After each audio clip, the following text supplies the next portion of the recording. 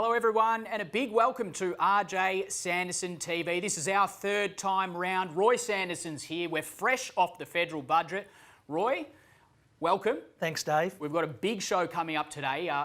Two very, very special guests who we'll announce in a second. But the federal budget, any surprises off the top? Well, a lot of it got released pre-budget, which is normal. Governments do that these days. And there was a couple surprises for business, which we'll cover off a little bit in more detail later. But certainly some lost carrybacks we're very interested about.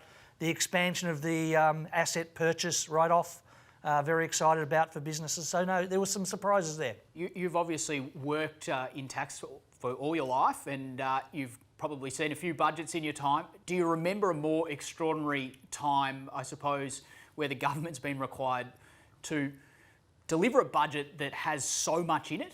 It's interesting. I actually felt that there's never been a more important budget that I can remember, and possibly in the history of Australia. It's such a crucial time. And for the first time ever, I did listen to the budget speech by Mr. Josh Frydenberg, and I actually listened to it twice. So I recorded it and replayed it. Now, that might be a little geeky to all those listening to this, but it was such an important one, I need to take it all in. Is it on Netflix now? I don't know if it's a Netflix show yet. Not quite, but as I mentioned off the top, we've got two very special guests. Chris Judd is going to join us on the show. How do you know Chris? Well, Chris has a really #1 podcast on Masters of the Market, and he's got a few other things that he'll talk about, but I've known Chris through Carlton Football Club for a long time, and people see him as a footballing great, and he is, but he's a very astute business person. So when I had an opportunity to touch base with Chris and invite him along, I was very pleased that he accepted.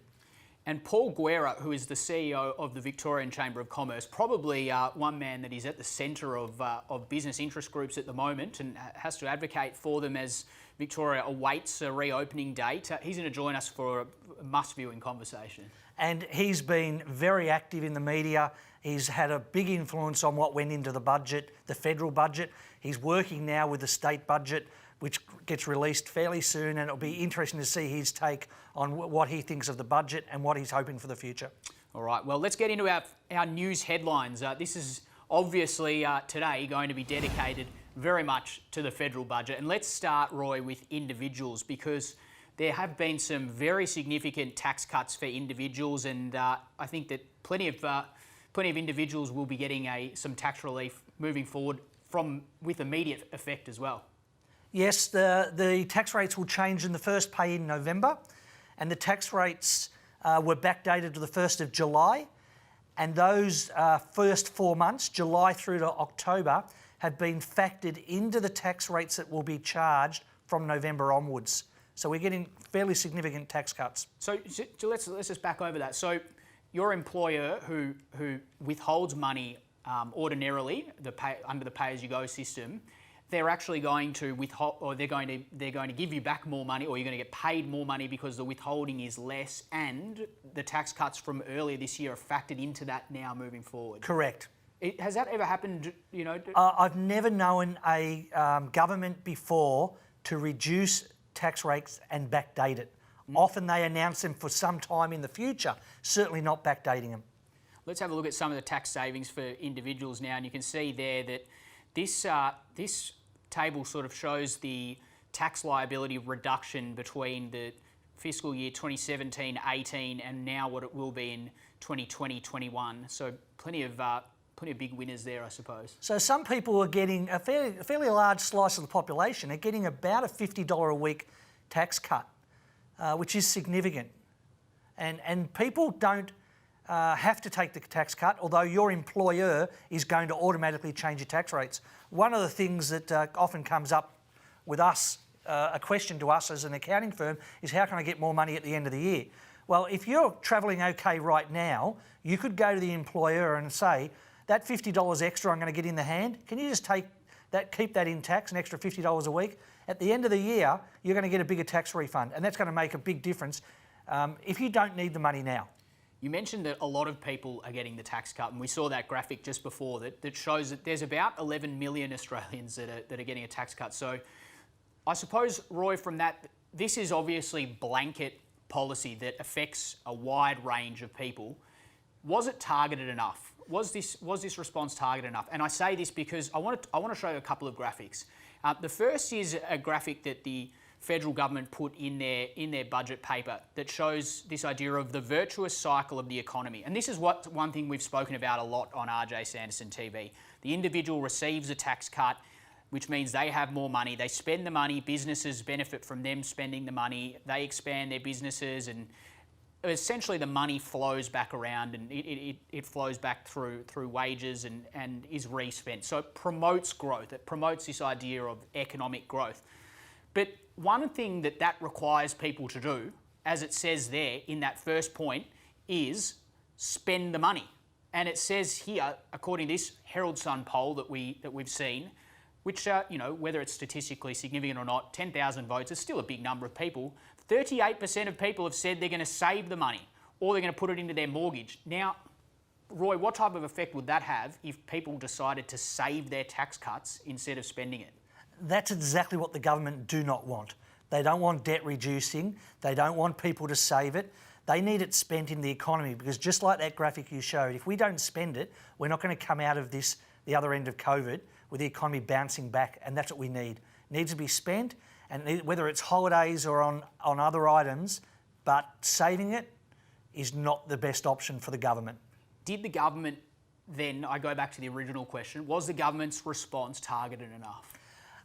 Difficult to say whether it's targeted. I think what they've tried to do is hit the most populous area of people in an income band, and I think that's what they've tried to do.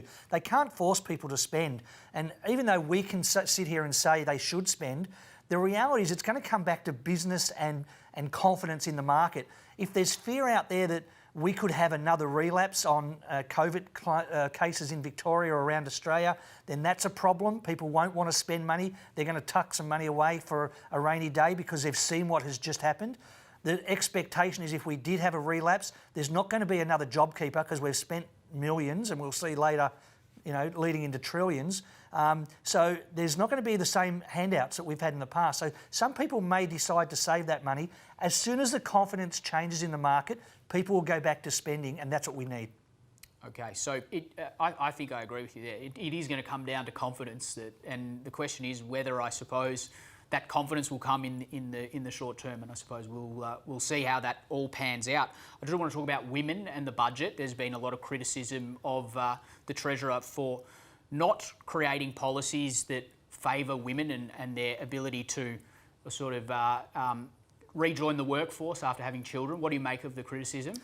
I don't think a budget is gender targeted, and it's industry targeted. And I understand the government's logic that if we're going to get out of COVID through more spending, construction-led recovery is not a bad theory. And I get it that in the construction industry there are more males than females, but we shouldn't make the decision based on gender alone. And I understand opposition have to be opposition, and they came out with what I thought was a good policy of spending money in childcare, and that has predominantly women. Now, I don't think either of those policies should be it's gender decision-making. It's actually decision-making based on the industry. And I suspect that the government might look at that opposition policy and say that's not a bad thing, we'll take up some of that in the future, not because of gender, simply because it is a good thing for childcare. Okay, interesting. We'll see how that one pans out as well. So moving away from individuals, or moving away from the tax relief for individuals, and talking about jobs. Jobs is a hallmark of this budget, and it all starts with JobMaker and the job creation scheme that the government has announced, and some very big incentives for businesses to hire young people. Yes, and this maybe surprised me a little bit. We can see here that you can get $200 if the person is on Job Seeker for at least 1 month in the last 3 and aged between 16 and 29, or $100 per week if it's between 30 and 35. I understand what they're trying to do. I'm not a fan of this policy because for a number of reasons, but firstly, I would hate to be on Job Seeker and be 36 years old right now because you are a forgotten individual. And I don't think the age, if you're going to put age brackets on it, I would have taken it out to 55 or something much older. Certainly, I think it's a little bit restrictive. So that's a bit disappointing. What about the fact that it is only offering jobs to people that are on JobSeeker? Is that fair, do you think, as a response? I think what they're trying to do here is to get people off JobSeeker.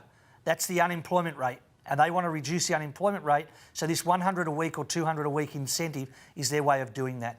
And if you think the policy through, it means that they're not paying unemployment benefits, but they're only paying $100 or $200 a week. Not a bad policy if it works. Okay. Well, businesses, sticking with the theme of businesses, there have been some interesting tax incentives for businesses, and I think we all agree that businesses are big winners out of this budget, particularly with some of the tax relief that was announced. Well, interesting, the tax relief on the asset write-off. We did already have an asset write-off tax relief provision, which was a limit up to $150,000 per year. Well, that limit has gone for all businesses with a turnover under $5 billion. So that's almost all businesses. They can spend an unlimited amount on an asset and claim as a tax deduction in the 2021 or 2022 tax return. Good policy, do you think? I think it's a great policy. It's not aimed at cars. Cars still have a limit of around the $67,000 or $69,000 mark, so you can't claim those in full. But equipment, it relates to big ticket equipment, and I think it's a good policy. You sort of touched on this idea, and that perhaps the government didn't quite go this far around perhaps a relapse of fringe benefits tax and the long lunch. We didn't quite get there on that one, but this is sort of in line with that idea of just being able to write off big expenses. Yeah, I had pushed for fringe benefit tax abolition on meals and entertainment. I thought that would really spark the economy in the hospitality area. The response from Mr Frydenberg was that would only look after the fat cats of Collins Street, where they can claim their big long lunches, and maybe he might be right, so I sort of stand corrected. It's not something they've taken up on board, but this is certainly something we didn't see this coming. The asset write-off, though, it does require businesses to have that starting capital in that sense. So I see Mr Frydenberg's point around a fringe benefits tax only favouring the top cats at Collins Street, but asset write-off in the same sense only favours businesses with a lot of starting capital. That's true, but you can go out and borrow money for this. And one of the restrictions pre-budget was it was so hard to borrow money. And Josh Frydenberg had actually canvassed the banks and said, you need to release your lending policy, which had really gotten tighter because of the Royal Commission. And the banks have actually released lending criteria a little bit. I have had a client that applied for finance pre-budget, and after budget was told, even though it was declined, we're now looking at this again, and it's been approved. So it is the relaxing of credit policy is happening at the banks. Okay, interesting. And the other, I suppose, big tax item for businesses is losses from previous years. What's happening in that space? We've heard of retrospective sort of tax cuts for individuals. It's almost the same for businesses, I suppose. It is, and this one came as a surprise. There was nothing leaked through the press for this item. What can happen is if you go out and spend a big ticket item, I'll invent a figure, let's say it's $200,000 on a piece of equipment that you needed, you claim that as a tax deduction, and that might create a loss in your business in the 2021 tax return. You can actually take that loss and get tax refunded from your 2020 tax return if you paid tax. So there's a real tax planning opportunity here where you link those two policies, where if you have a loss this year, you get tax refunded that you paid last year. So that's a pretty good thing. And just on that, is that going to require business to lodge an amendment on their 2020 tax returns? There's no need to lodge an amendment. The 2021 tax return will have a provision on it where you're claiming back the prior year's tax paid. It all forms part of your 2021 or the 2022 tax return. Right. So I think, we talk about, we're starting to get to a level of complexity that I think is above a lot of people. So important to speak to professionals, I suppose, in this sense, because there are some significant advantages if you do know what you're doing in this space. Yes, it takes some planning, and our big push with these policies has been don't go out and just spend money without talking to your advisor, because planning the expenditure, working out if I am going to get money back from last year, I think that's important to do first. All right. Well, another thing that sometimes gets a little bit lost is super. We've all seen the ad campaigns on TV for Lost Super.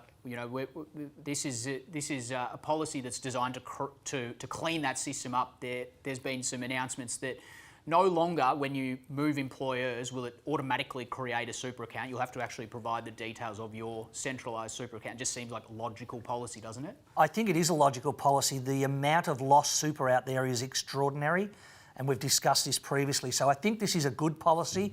It means that employers can't just force an employee to open up a new super fund when they commence employment. They go back to the central fund, and I think that's a great idea. And also a new comparison website that will be established, and super funds will be held to some sort of account, I suppose, moving forward. That's going to be interesting to see how they go. That's a very interesting policy because super funds are into marketing. They're trying to attract people to put money in their fund. Now, this government comparison site will take out all the marketing and the anything that's hidden, and should be a fair comparison between funds, so you can assess where the funds are travelling as far as returns and costs are concerned. I think we've seen examples of that across other industries that have worked well, energy being a big one, and electricity. The governments have implemented their own sort of centralised, comparison websites, and people are saving money, so it seems like a good policy. It should work. So let's round it all out. We've spoken about individuals, we've spoken about jobs, we've spoken about businesses, and we've spoken about super. What does this all mean for the economic outlook moving forward? At the moment, the most immediate impact that we've seen has been on the stock market. And we'll have a look at this graph that we've got of the last 3 months of the stock market. And you can sort of see, that towards the end of that graph, right at the end there, is when the budget was announced, and we've gone up, up, up, up, up. The Australian stock market has responded well to the budget, it's fair to say. I would have to say interest rates are expected to be very low for a long time, and there's no doubt that people have to invest somewhere, and interest rates are not going to be a great option. So it's going to go into the stock market, and all that stimulus payments, benefits and job creation that was announced in the budget, I think businesses have looked at it, and the public have looked at it and said, and given it a bit of a tick, and the stock market has travelled on its merry way. And obviously we'll wait to see whether that actually does transpire into sort of a longer term economic growth, and we're going to talk to Chris Judd later in the program, who certainly talks in some of his podcasts about the difference between prices and the real economy. So we'll explore that topic further. But let's have a look at some of the economic indicators that the government have been trying to correct. One of them is real GDP, the other is unemployment. And we can see here that real GDP forecasts after the economic support forecast to go up, and obviously unemployment forecasts to remain lower and go down. Is this what you think is going to transpire from these fiscal policies? It is actually. I think that GDP will go up because there's more money out there, and I think the unemployment rate should not be as high as they originally thought it would be. It's still high, but no, I think they're reasonably good forecasts. It's interesting that in the budget paper it did say that there is an assumption that there will be a COVID vaccine mid-next year of some sort. So that's the uncertainty. That's the wild card. And it'll be interesting to see. I think you touched on that point before, that so much of the response is going to be driven by confidence, and whether people, when restrictions lift at that sort of fictitious point at the moment where we're into the next phase, whether people will spend their money or not, and I suppose that is yet to be seen. Let's have a look at some of the other economic indicators that have come out of this that you've found from the budget white paper, Roy. What jumps out at you from these numbers? Well, the top line, real GDP, so it's a negative. So we are expecting deflation, we're expecting recession, and we're expecting it to jump back fairly quickly in 2022. So when all the money, we're getting back to normal, and we should have a vaccine, we're hoping. So that's the main thing. Unemployment is, I think, conservative. They're hoping that it will slowly come down. Wages growth, interesting, wages growth is often lower when we have tax cuts, because we don't need wages growth if we've got more money in our pockets from tax cuts. So it'll be interesting to see whether we actually achieve wages growth at all over the next 2 years, because I suspect we won't. And that 1.25% in the next 12 months is not a lot. The critical item, I think, is the deficit projections on what they're projecting forward, and then how much we're looking to be in debt. We're actually going to be in debt by 1.1 trillion, which is a huge amount that our grandchildren's grandchildren will be paying off, because I cannot see us turning a deficit of that nature around to be able to repay it. I think that you go back to that original point that when you see that number, $1 trillion worth of debt and all the spending that's going out, and the possibility that people might just put the money in their pocket and not spend it, that is where the absolute disaster is. That's the disastrous situation, that the government has printed money, we're in significant amounts of debt and no one's spending the money. Then, then I suppose we're in grey, murky waters. No one, there's probably no precedent for what we can do there, because the role of government has failed, and we have to look for other mechanisms. Yes, yeah, that would be a disaster. It's interesting when you take the deficit and our borrowing as a percentage of our GDP, which is our, if you like, our income. We are actually the lower percentile at a very low percent as a percentage of GDP compared to many other countries. So our borrowing, when you see a T for trillion, scares you, but as a percentage of our GDP, we are a lot better off than many other countries. Well, a man that scared plenty on the football field at the MCG, he's now scaring people with words about macroeconomics, is Chris Judd. Chris, welcome to RJ Sanderson TV. Good to be here. Thanks for having me on. Thanks, Chris. You're obviously captain of West Coast Premiership team, been captain of Carlton, won multiple best and fairest at both clubs, 6-time All-Australian, only one of 4 people to win Brownlows at multiple clubs, a great record. But you're not here for your football prowess today. You've got a Masters of Business, and we're going to talk to you about the share market, and specifically more about inflation and deflation. Tell us a little bit about where we're at with deflation and inflation at the moment, and what it means for the stock market. Well, it's an interesting topic, Roy. It's a topic I spend most of my days thinking about. And I think it's important to break inflation or deflation into different segments, if you like. Obviously, we've seen enormous inflation in asset prices over an extended period of time now, largely due to the central bank stimulus. But in terms of CPI inflation, we've really got some strong secular deflationary forces at play. So we've got ageing demographics in most Western economies, which is a strong deflationary force. We've got a lot of debt around the world, which is a deflationary force. And then we've got technology, which is, there's the Mark Andreessen quote, that technology is eating the world. And it was incredibly true when he said it, and it continues to be more and more true every day. You only need to look into your iPhone to see the deflationary effect that that piece of technology has had on so many different sectors. You used to take photographs, take them to the chemist and get them developed for $5 or whatever it cost, and then you put them in a photo album, which costs money. And now, of course, nobody takes photos. You just take them on your camera for free, and those photos live in the cloud and live on your Instagram or your Facebook account. And we see that across all sorts of industries, from stockbroking, where CommSec and online trading has slashed the margins that stockbrokers used to enjoy. We've seen the deflationary forces on certainly on demand for things like airline travel and hotels as more business travel has moved to Zoom. Due to either enforced lockdowns or to the technology becoming good enough that business travellers now decide they don't need to travel quite as much as they used to. So that's a really strong force on the economy. And I guess the net effect of that is deflation is obviously a central banker's worst nightmare, because if you've got a lot of debt and you're experiencing deflation, that debt is then increasing in real terms. So from a central bank perspective and government perspective, deflation is terrifying. And so the answer, and what we're seeing central banks do around the world, is print money and buy bonds, push down the cost of money in the hope that that will stimulate economic growth.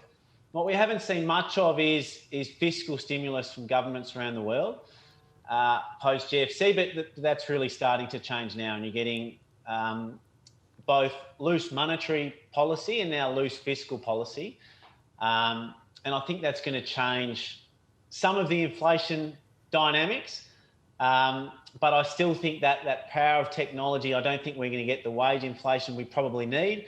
I think that central bank currency debasement is going to continue the asset price inflation that people have seen across the stock market and the property markets. And I think you can look at that in two ways. You can look at that as the stock market's going up, or you can look at it as the value of that fiat currency that the asset's measured in is going down because it's being printed so much. So certainly asset prices in gold haven't been going up. And obviously we know that the supply of gold goes up by about 1% a year. And you compare that to, say, the US dollar, which has gone up by over 20% this year alone. So that's some of the way I'm thinking of it, Roy. I think people often get asset prices confused with what's going on in the real economy. And that's why so many people have found these stock market moves so hard to comprehend. But it's certainly been an incredible time to be an investor. Chris, you spoke about fiscal stimulus there, and we've had the federal budget last week, and obviously some interesting times coming up ahead with the US election. What type of fiscal stimulus response are you looking to see from governments locally and around the world? And I suppose, what did you make of the federal budget? Yeah, well, I think the US elections are a really huge event coming up, the event I'm most interested in. I think, if it's a Republican sweep, I think we get huge fiscal spending. If Trump wins but Democrats control the Senate, I think we get huge spending. If it's a Democrat sweep, I think we get huge spending. The only scenario where I could see potentially some level of fiscal austerity is if Biden wins but the Republicans control the Senate. That's really what we had post GFC, when you had Obama as the president but the Republicans controlling the Senate. We had the Tea Party movement, which really created fiscal austerity at a time when it probably made more sense to have loose fiscal policy. So that's an interesting event we've got coming up. And then I think the European situation is really interesting. Europe have monetary union in terms of the euro, but they don't have fiscal union. And listening to Christine Lagarde talk, she talks a huge amount about climate change, which is an interesting topic for a central banker to speak about. And I suspect that's going to be the movement, if you like. That's the great hope for Europe, to create a fiscal union whereby they can commit to fiscal spending as a joint union, which they really need to be able to do, because they've got some horrible demographics in countries like Italy and Germany. Without significant fiscal spending, it's going to be a very challenging environment for them in terms of the deflationary forces at play through their demographics, particularly in those two countries. So, I think some of the things I'm looking for as well, I think there's going to be a shift to greener economies. I was interested to watch how that would what the narrative would be around that post-COVID. But if anything, to me, it feels like that narrative around greening the economy has gotten even stronger. So some of the metals that will benefit from that are things like copper, and we see the electrification of everything now. We even see it with currencies, but certainly things like electric cars use 4 times as much copper in them than internal combustion engine cars. Big solar farms use a huge amount of copper, as to wind farms, much more than traditional power plants. So copper's an interesting one. Nickel is a really important metal in electric vehicles, as is cobalt. I'm less bullish on lithium because I think there's the potential for a lot of supply coming onto the market, but other things like uranium, I think has a important role to play in base load power. And then some of the obscure metals, things like rare earths or high purity alumina, which are sort of some new age minerals which are linked to that green economy, I think are an exciting place to play as well. Chris, you mentioned the US And I think listeners would like to know, post-COVID, is property going to go up or down? And deflation infers it may go down, but is that the real economy? And the same with the share market. But what has happened in the US is Donald Trump at 2 o'clock in the morning tweets something about some stimulus packages that may get released before the election, and the share market goes up within 6 minutes like 400 points in the US. Are there other influences apart from just fiscal and the things you've just mentioned that are a new world like Twitter, etc.? Yeah, well, there's so many different things happening, isn't there? We've got enormous wealth inequality at the same time as our lives have become more connected than ever, and people can compare their lives with a branded version of someone else's lives. So that's causing all sorts of civil unrest around the world. And any time there's been this level of wealth inequality has led to civil unrest, and that's more exacerbated in the US. And we're obviously seeing the issues that's causing socially, which are really significant. It's counterintuitive to think that a deflationary environment in terms of wage price growth may lead to an inflationary environment in asset prices. But I mean, obviously don't know what's going to happen to the housing market, but I suspect that's what's going to be at play. Certainly migration will be the interesting one in the short term. Migration has really been the secret sauce that stopped Australia going into recession since '94 before COVID. And obviously migration has ceased to exist in this current COVID world. And that's been a big tailwind for the residential property market as well. So in the short term, that could play a role in maybe a mild softening of the property market or the property prices staying flat, but in the medium term, I think that deflation in wages will cause more fiscal stimulus and more money printing. And we've got incredibly low interest rates in Australia, as there are all around the world. And so I suspect as currency continues to get debased and interest rates get kept at an incredibly low rate, that property, I suspect, won't soften very much and will probably continue to strengthen. In very broad categories, we often say to people, you've got three general areas to invest. It's either deposits, term deposits, property or shares. And within those three compartments is multiple compartments as well. And while interest rates are so low, people need to feed it somewhere else because they're struggling to survive, especially if you were trying to live on a pension or a self-funded retiree. I'd like just to bring it back briefly, Chris, before we finish, to more locally. You've seen what the government have done with government support packages and the budget, and JobKeeper specifically. JobKeeper affected anybody was eligible if they had a 30% decline in turnover.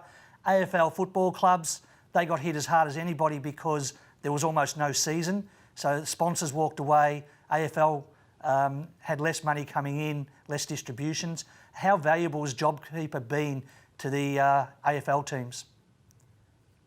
Oh, it's been a saviour to the AFL teams and to so many businesses around Australia. And more so, there's actually been a huge amount of strength in a lot of consumer-facing businesses that have goods to sell. Net income over this period has actually increased in Australia. I believe it's by 2% due to the amount of government money that's been pumped into businesses and to individuals.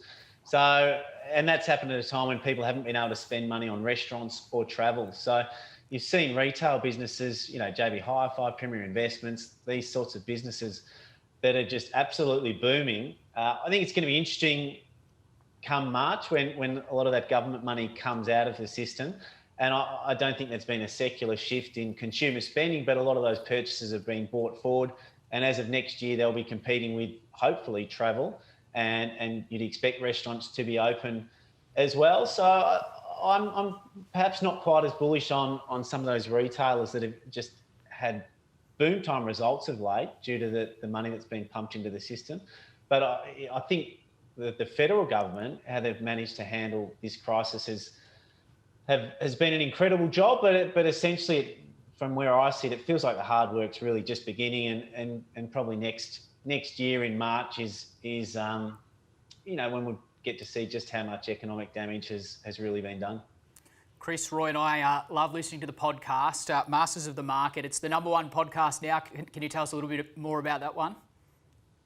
Yeah, well, I've got Chris Judd Invest. So we do Masters of the Market is a longer form podcast and video show I do, and then Talk Your Book, which is a more regular show where I speak to investors about their highest conviction investment idea, and then got a new show coming out next week. There's a joint venture with Act Capital Partners, who are a VC fund that specialise in media investing. So that's a new show coming out next week, which I'm really excited about as well. Chris, thanks so much for joining us on Sanderson TV. Thanks, guys. Really enjoyed it. Chris Judd, wow, hasn't he learned a lot since he finished playing footy? He has at that. A lot of study, I believe. Yes, and it sounds as if it's become a particular sort of lifestyle for him. I think he says he thinks about it all day. He's passionate about the topics. There you go. Chris Judd, great to have him on Sanderson TV. And one of the segments that we have every week on every time on Sanderson TV is Roy's tax tip. Let's get into it. Roy, you've had some interesting inquiries and you want to dispel some particular rumours around what you can and can't claim. Dave, I thought today I'd just mention some things we've been asked over the last month or so, whether we can or can't claim things. So I'll just roll through quickly a couple of them. Can we claim homeschooling because I'm schooling my children while I'm working from home? The answer is no. There's no homeschooling costs. Stiff. My employer says I have to look my best because I'm in a marketing role. Can I claim Botox? Fair, I reckon. Fair? No, can't claim Botox either. Because I'm working from home, I need to stay up to date with news, share market and investment information. Can I claim Foxtel? Yep. Nope, can't claim Foxtel either. It's predominantly private. It's tightening the deduction rules, I think. Can I claim tea, coffee and milk while working from home? Surely. Surely. Or you can if you're working in an office that's not part of your home, but when it's a dual place, you can't claim those either. I think we talked about toilet paper here on another occasion when that was the topical news. Yep, can't claim toilet paper for the home either, even though you're working from home. I need to stay fit for work, as you do. Oh, can I claim the gym? I wouldn't know. I've never had to pay for a gym. No, can't claim the gym unless you're a footballer or even police officers. Some police officers at high level get to claim it, but not all police officers.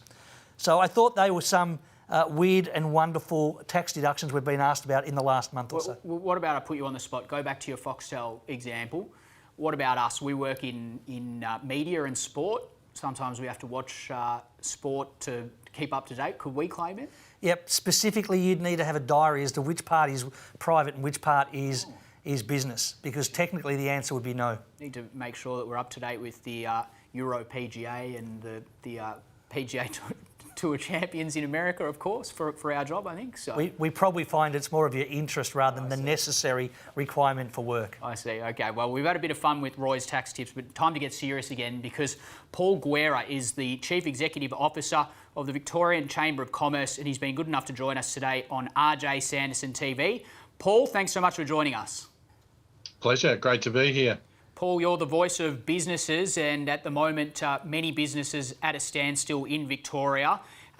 We've had the federal budget last week. What did you make of the federal budget and I suppose the measures in there that will benefit Victorian businesses? Yeah, we're very happy with the federal budget, but of course, to take full advantage of it, you need to be up and operating, and that's where we're working closely with the state government now to get businesses back to business. But on the face of it, it's all about jobs. There's a lot of money being spent. It's a great reward for local businesses for their grit and determination. It's a really strong reward for the ambitious entrepreneurs who have stayed the course. And like everyone in Victoria, we're just ready to get on with it now. Paul, it's interesting, the federal budget affects all of Australia, but Victoria's been hit hardest with COVID and extended lockdown above and beyond everybody else. Were you hoping for something in the federal budget specifically to help Victoria? Oh, look, there's no denying we would have liked to have seen JobKeeper extended. It's probably not a budget conversation. It's more of an additional measure for Victoria. It wasn't to be, so the gauntlet's laid down to the state government. Help us move beyond this stage of restrictions. And then let's get going, because we know as soon as business in this state is able to get going, we'll then be able to take advantage of what was put in the federal budget. Speaking of the state government, Paul, the budget not too far away. What are you hoping to see from a budget perspective from the Victorian state budget? Yeah, we want it to be business-led again. We're concerned about the growing cost or debt bubble, as we call it, that's looming over a number of businesses here. So a way of easing that to ensure that business can come out the other side of this. So that's all around red tape, lowering business costs, of course, putting investment in front of business as well. We think the need to rebuild Victoria will be there, and that should be addressed. We came into COVID as the engine room of Australia's economy. We're last to come out of it. So we're going to need some stimulus to enable us to catch up, and we hope we can catch up quickly. Paul, Vecchi were very active in putting proposals to the federal government. Was there anything specifically that's been left out that you thought, I would have liked this to be announced? Is there some policy that they've forgotten that you think should come forward in the future? Yeah, you're right. We were active. And look, we looked for three major themes coming out of the federal budget, and we advocated strongly for those. The first was around protecting and growing local business. And we think that's largely been ticked. Cementing and improving our global reputation. When you look at the money that's been put in there for tourism and to a lesser extent manufacturing, because I think we can grow further with our global reputation there, we think that's been ticked. And finally, for the next big infrastructure build, and there was an amount of money put in there for Victoria in terms of the infrastructure build as well. So we think for the three areas that we advocated on, they were certainly picked up. We were one of the first and probably the strongest in terms of what's now become known as a loss carryback. We're really happy to see that included in there because it's a cash injection that can go to business at a time that they need it most. We'd like to see that extended. It's only for incorporated companies at the moment. We think that should be extended to partnerships and other business setups. And we also would like to see, whilst you can claim it against past profits, we'd actually like to see that as a cash injection against future profits. So the loss that you made in the last financial year, the COVID year, whether that can be materialised into a cash grant to put cash in hands of businesses that actually may not have made a profit over the past couple of years either. Paul, we've heard from the Chamber talking about businesses that have been adversely affected, but there have been businesses that have thrived during COVID. What are the learnings that you guys are passing on to those struggling businesses from the businesses that have adapted and are now thriving during this COVID environment? Yeah, it's often the forgotten success that's there. And look, those businesses that have been able to move to digital and online quickly and find a quick path, a safe path to the consumer have done really well. And you're seeing that with some of the retailers there. The other businesses that have done well are those that have been able to move their production facilities from what they were manufacturing pre-COVID to what they are manufacturing. And you think respirators and even some of the distilleries that have moved into hand sanitizer as well, through to clothing manufacturers that have moved into masks. So what that shows me is that with the right strategy and with the right approach and understanding where the economy may go, how do you move your organisation and how do you move it quickly? So I think there's an amount of work to be done for every business as we come out of this. We had 28 years of growth in this country, and this will be the first time in 28 years we're not going to see the growth. So in some cases, we've been lucky. We are the lucky country. But in other cases, we probably haven't been worrying about that rainy day. That rainy day's come. And I think it will teach us a lesson in terms of, as we become more optimistic about the future, let's make sure that we're also planning for that rainy day as well. So what can the business become in the event that it needs to be? Just on that point, Paul, you talk about businesses needing that strategy. What about the businesses that are struggling at the moment that are perhaps unproductive moving forward?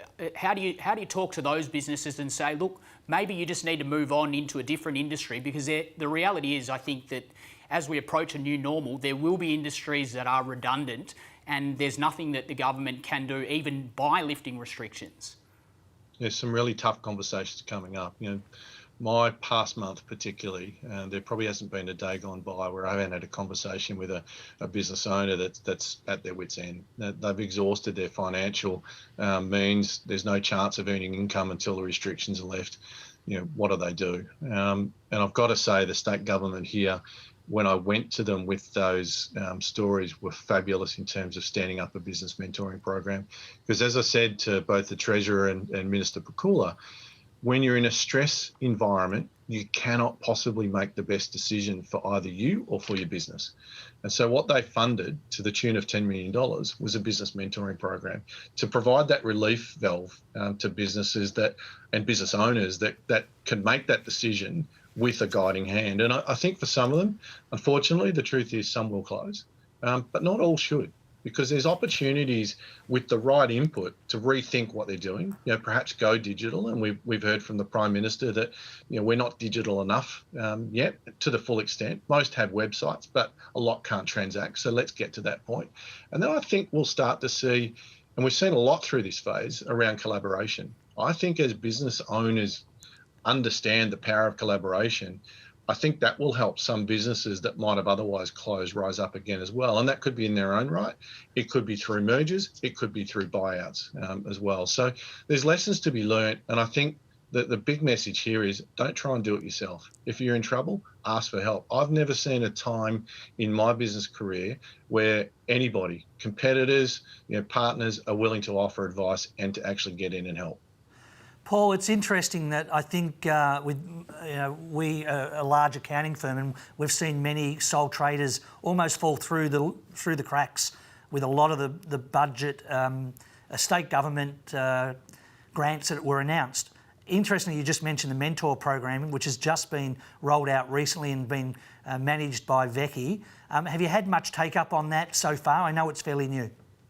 It's been incredible. Without much advertising, we've had just under 1,400 businesses register their interest to participate.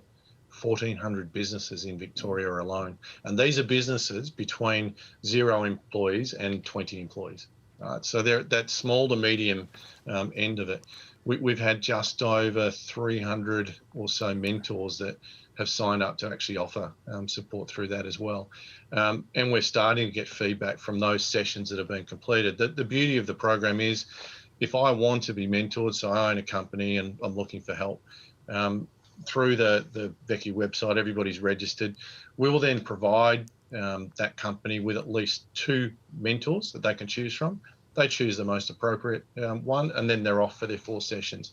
And we're starting to get really good feedback in terms of what that's meant for the business that might have been in trouble, that is now able to operate successfully now. Paul, some interesting insights. Thanks so much for joining us on RJ Sanderson TV. Pleasure. Thank you for having me, and keep up the great work. Paul Guerra, the Chief Executive Officer there at Vecchi. He had some very clear insights there, Roy. I think trying to give comfort to people in such a difficult time would be a very difficult and emotionally draining job, and sounds like he's had a tough go of it late. Paul's genuine. I think Victorian Chamber of is genuinely caring for a business in Victoria, and I think it's been very difficult for them over this difficult time due to COVID. And the mentor program sounds like something that there's plenty of businesses could benefit, that there are plenty of businesses that could benefit from. And I haven't seen all the detail yet, but it looks like it will affect sole traders. Anybody can apply for it as long as you're under 20 staff members. So I think that's a great initiative. It hasn't had a lot of marketing yet, but it was very good that Paul spoke about it. Roy, it's been a big show. The budget, we had Juddy. You're idol. You're a blues. I am a blues man. That snuck out, did it? You're idol, and Paul Guerra as well. So massive show. Thanks for coming in. Thanks, Dave. It's been awesome. And thanks so much to everyone at home for joining us on RJ Sanderson TV. From us here, it's good night.